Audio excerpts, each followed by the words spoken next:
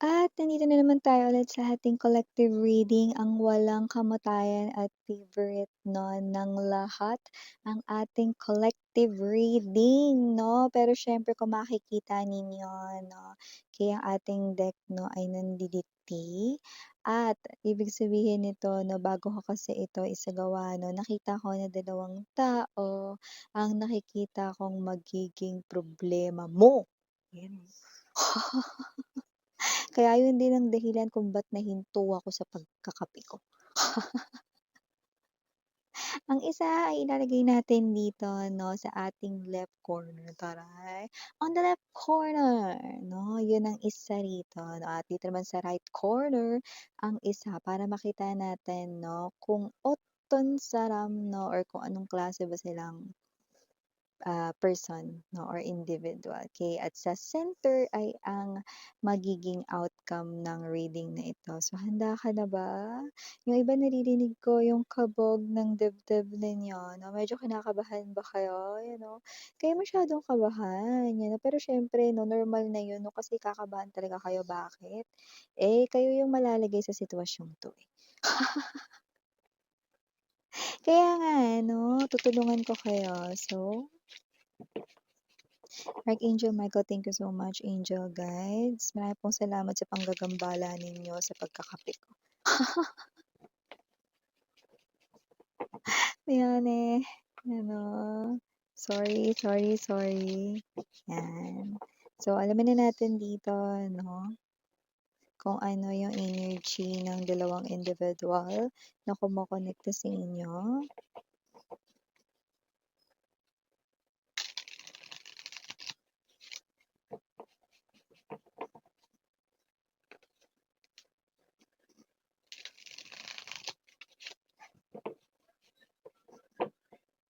Okay, okay. Got it.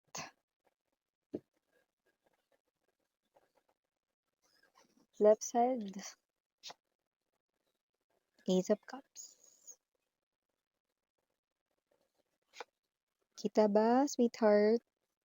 King of Swords. Nine of Cups. Eight of Coins. Ten of Swords. Ten of Coins. And yung isa dito, Prince of Wands. Six of Cups. Kita. Two of Swords. Four of Cups. Chariot. Eight of Wands. Outcome. Courage. Saktong-sakto talaga sa'yo. Happily ever after. Eh, ang ganda ng message sa'yo, be. Courage at happily ever after, no? Major arcanas ay definitely helping you. Let's see. Temperance. See? I'm getting the word. Mamaya ka babanggitin. Pabitin. Paano ko ba isasalang to dito? Yan, dito na lang natin ito ilagay. Ganito kaya. Sige, Miss Yan, kaya mo yung pagkasyahin dyan. Yan. Oh, nagpakita pa yung Three of Cups. Naku naman. Dito na lang kaya sa baba. Dito natin ilagay itong happily ever after. Para magkasya sa mesa natin. Dami nakalagay. O yan, kasya na. Oh, okay. This is the, okay. Four of Cups. Unahin na natin dito on the left corner. 'yan 'no. Pero malinaw na malinaw nakikita ko ditong maguguluhan ka talaga 'no, dahil hindi ka makakapili agad 'no. Ito yung klase ng, sitwasyon kung saan mga babes 'no, ay hindi ka desisyon talaga agad 'no. Nakikita ko na kailangan mo talaga itong pag-isipan dahil maguguluhan ka talaga bago ka tuluyang makapamili 'no. Kaya eto na, tulungan na natin ikaw sa pagpili. On the left corner, ang tao 'no na ito ay nakikita ko na bagong person at wala pa sa life mo. So ibig sabihin mga babes 'no, itong tao na 'to 'no ay new person na puwedeng parating pa lang, pero yung iba dumating na, bagong kilala. Ibig sabihin, meron bang bagong kilala, okey, or bago rito na dumating sa buhay ninyo, hindi pa nagkakaroon ng connection sa inyong dalawa, okey? Dahil ang taong ito ay galing pa sa heartbreak at nakikita ko rito na dinaan niya sa, parang pagdi-distract or disturb yung sarili niya sa pamamagitan ng trabaho, trabaho, trabaho, 'yan. So, nakita ko rin na itong tao na 'to ay homebody. Possible rin na siya yung klase ng energy 'no, na hindi siya yung gala, okey? Pero nakikita ko dito na kung siya man ay magta-travel or magbabakasyon kasama ng kaniyang mga, friends na ka-close niya or family, yun lang 'no. Pero hindi siya yung aalis at lalabas kapagka stranger yung kasama 'no. Pagka hindi niya bet yung kasama, hindi siya sasama, gano'n yung nakita ko sa ugali niya rito 'no. At tsaka binitray siya ng kaniyang ex-girlfriend or ex-boyfriend, at ang gender dito, binitray siya sa love, sumama sa mapera, 'yan. So, malalaman niyo rin 'yang kuwento na 'yan mga babes 'no. 'Yan yung nakikita ko dito, okey. 'Pag naging close na kayo 'no, maririnig mo na yung story ng kanya rito 'no, na love life, okey. At nakita ko rito na hopeless romantic siya, kaya once na magkaroon rito ng mga parang sitwasyon na nai-inlove niya siya sa'yo, because this person here 'no, will definitely fall sa'yo. Nakikita ko rito 'no, na bibigyan niya yung sarili niya ng chance to fall in love again, at nakikita ko na ipu-pursue ka niya talaga rito 'no. Alam mo siya yung klase ng energy, mahiyain 'no, hindi siya yung madaldal, hindi rin naman siya yung super shy 'no, super shy, super shy. Komenta, hindi siya yung super shy, pero nakita ko dito 'no, na itong person na 'to very sweet at ang tawag nito, lalo na 'pag kayong dalawa lang, noon mas na-e-express niya 'yun. Ayaw niya lang siguro yung PDA, yung PEG 'no, or public display of affection, na too much, 'yan 'no. But this person here 'no, everytime na hahawakan mo yung kamay niya, yung face niya, everytime that iha-hug mo siya 'no, or everytime na iki-kiss mo siya 'pag dumating na kayo dun 'no, sobrang lakas ng kabog ng dibdib niya kahit hindi mo 'yun marinig 'no.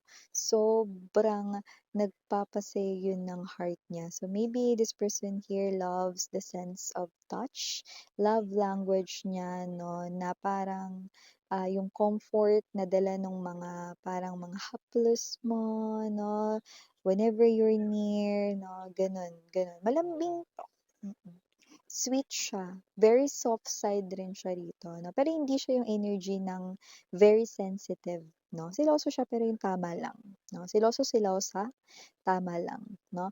At saka nakita ko rito 'no, ayaw niya rito, hate na hate niya yung third party situation. Kaya nakikita ko rito na hindi yun talaga makasisira sa inyong dalawa once na siya ang piliin mo.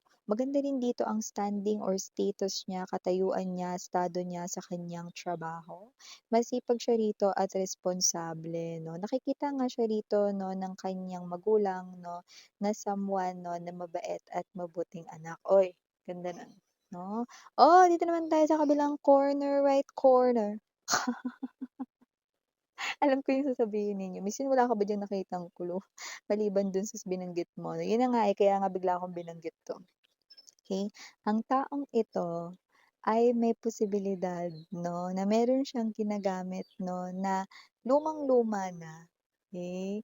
Pero hindi niya pa binibitiwan or tinatapon. okey? So, makita mo siguro like let's say, damit niya na nakita mo na sinulsihan lang, hindi dahil wala siyang pambili, kundi mga babes 'no, importante 'yun kasi very sentimental siya rito na tao. Baka bigay 'yun ng nanay niya or whatsoever 'no, gift 'yun, okey? Huwag kang maglala, wala akong nakitang bigay 'yun ng kanya ritong ex na mga nakarelasyon. 'Yan, yung iba bag yun. Puwedeng yung handle nung bag niya makita ninyo na may tahi 'no, pero hindi naman yung tahi na garapalan 'no, yung nakita niyo lang na may tahi 'no, 'yan. Okey, yung alam niyo na hindi yun yung tahi talaga nung bag na yun, okey? Talagang tinahi niya talaga yun, okey, hand stitch, mga gano'n, okey?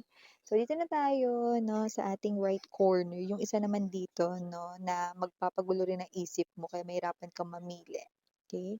Ang tao namang ito 'no, ay lumalabas bilang soulmate mo. Ang taong ito ay naka-connect mo na in one of your past lives. Yes, itong tao na ito, okey? So, ibig sabihin 'no, yang tao na 'yan 'no, na lapitin ng mga babae at lalaki dahil may itsura ito. Alam niyo kung ide-describe ko ito na hindi basta nagiging judgmental tayo, mas may itsura 'tong kabila kumpara dito, 'yan, okey, So, nakita ko kasi dito 'no, na mas malakas ang appeal at charm nito at mataas ang chance na itong tao na 'to 'no, ay nakasama mo na sa iyong past life. Siyempre hindi niyo na naalala 'yun, okey? At bago mo ma-meet itong tao na 'to 'no, maaaring ilang beses na rin pinakita sa panaginip mo ito dahil nga pagtatagpuin na kayong dalawa. Ang taong ito ay nakatagpo mo na, matagal na. So, nasa buhay mo na, high chance na kilala mo na siya. Ang taong ito 'no, ay ang person rito nakabaliktaran nito kasi ito medyo mahiyain 'di ba, ito hindi, very expressive siya rito sa kanyang actions and emotions 'no. So, nakikita ko na dito talaga 'no, may energy siya rito na minsan talaga 'no, hindi niya na napapansin rito 'no, na may ibang mga nakatingin 'no. So, whatever the case may be, okey lang. Parang ito, proud rin naman siya sa inyo 'no, pero ito kasi may mahiyain siya, eh, 'no. Ito kasi mga babes 'no, parang ikaw rin mahihiya ka kapagka kinis ka 'no, sa tapat ng mga katrabaho mo. Sa kanya okey lang, gano'n, para malinaw tayo. So, dito nakita ko 'no, na itong tao na 'to 'no, pagkasama mo 'to, parang feeling mo nasa roller coaster ka, yung parang feeling mo lagi kang kakabahan sa mga susunod na gagawin niya, 'yan 'no. So, whatever the case may be, may pag-aalala ka rito pero kinikilig ka rin sa kanya. Dito kinikilig ka rin kasi very romantic, very soft siya. Eto naman 'no, gumagawa siya ng mga rush things, nakuha mo ba, yung mga actions 'no, na parang paspasan 'no. Na hindi niya pinag-iisipan kaya kahit na, yeah, it makes you uncomfortable, but it also makes your heart flutter. Kaya pala naguguluhan ka be, kasi itong tao na 'to binibigyan ka rito ng parehas na pakiramdam ng kilig at saya, pero magkaiba yung approach, nakuha mo? Okey. May itsura din ito mga mahal, pero mas may itsura 'to. Kumbaga parang, dito kasi sa pinapakita ng ating energy 'no, ito kasi habulin siya, okey. Pero huwag kayong mag-alala kasi hindi naman siya player type of energy 'no. Ang taong ito 'no, ay someone dito na nakikita ko 'no, na alam mo 'yun, yung ganito siya, eh, yung parang, "Oh, halika na punta na tayo dun." Yung parang hindi mo na kailangan mag-prepare or maghanda, wala kang magagawa kundi sumama na lang. Gano'ng klase ng energy. At kung sino rin 'tong energy na 'to nakita ko rito 'no, na itong person na 'to 'no, ay someone dito na nagpapakita ng familiarity kasi nga minsan na kayo nagkasama kaya parang pamilyar siya sa'yo 'no. Parang ayaw mo rin sayangin yung opportunity na ito 'no, with this person here 'no, kaya naloloka ka rito, naguguluhan ka, 'di ba? Pero nakakaloka rin talaga si universe dito, mantakin mo, mare, mare, tignan mo. Temperance, happily ever after, Three of Cups, courage. Tatlo diyan ang major arcanas. Ito, 'di ba, ito yung huli nating nakita 'tong Three of Cups 'no. So, ibig sabihin dito sinasabi ni universe sa'yo 'no, dare to choose. 'Yan 'no. Have courage to choose. Dine-dare kayo ni universe na mamili 'no, dahil isa diyan ang happily ever after mo. Remember the temperance? The temperance is our ultimate bartender, 'di ba? So, ibig sabihin ang happily ever after mo at ang forever mo 'no, ang union ninyong dalawa ay nangyari na. Kailangan mo lang ritong makita at mahanap kung sino siya. Tanging ang puso mo ang makapagtuturo kung sino sa kanila, 'yan oh. Sino ba talaga mare ang nagbibigay sa'yo 'no, ng talagang feeling ng in love ka? Ikaw makakasagot niyan, si universe dito 'no, dare to choose kung saan mas belong ang heart mo. Dito ba kay left corner na soft, romantic, pa-shy-shy type ang dating pero kinikilig-kilig ka rin? O gusto mo yung medyo paspasan rito na parang action star ang peg ninyo? Kumbaga parang action love movie ang datingan ninyo dito naman 'no, parang ang datingan ninyo rito mga babes 'no, ay yung energy 'no ng chill na klase ng love story 'no. So alin diyaan, 'di ba? Eh, teka miss yan, parang hindi rin naman pala ako nabigyan ng sagot ni universe 'no. Binigyan ka ni universe dito ng sagot. Gamitin mo ang iyong intuition. Yung nagkakaisa, yung isip mo, puso mo at ang soul mo. Sino sa kanilang dalawa ang tingin mong 'pag hindi mo nakasama habang buhay malulungkot ka? Isipin mo kung sino yung nararapat sa tabi mo. Oo, ganun yun 'no, bibigyan kita ng tip. Isipin mo itong si left corner kung siya yung makakasama mo, hindi ka ba manghihinayang dito sa isa? Hindi ka ba makakaramdam ng lungkot? Hindi mo ba hahanap-hanapin itong isa? Kasi 'pag nakaramdam ka rito ng lungkot dahil mas binitiwan mo pala yung isa, ibig sabihin yung mararamdaman mo na malungkot ka pala 'pag wala yun siyang nararapat sa'yo. Oh, gano'n, okey, gets mo? Gano'n yung gagawin mo, okey? Eto na tayo sa initials. We have here capital letter K, capital letter R, capital letter S, capital letter H, capital letter G, capital letter M, capital letter Y, capital letter Q, and capital letter C. Okay, another capital letter right in here. We have the I and O. And other letters might not be capital. P, T, G, E, U, yung U maaaring dalawa yon, just take only what resonates. L na letter small. B as in boy na letter, a small letter. And last but not the least, we have the small letter K. So yeah, ito yung mga messages right here for you, babe. Thank you so much for your time here. And again, I'm Yuriana Ani. Such a privilege dito, no, na worth it naman pala ang pang-iistorbo mo sa pangkakape ko. Sana ngayong love and light.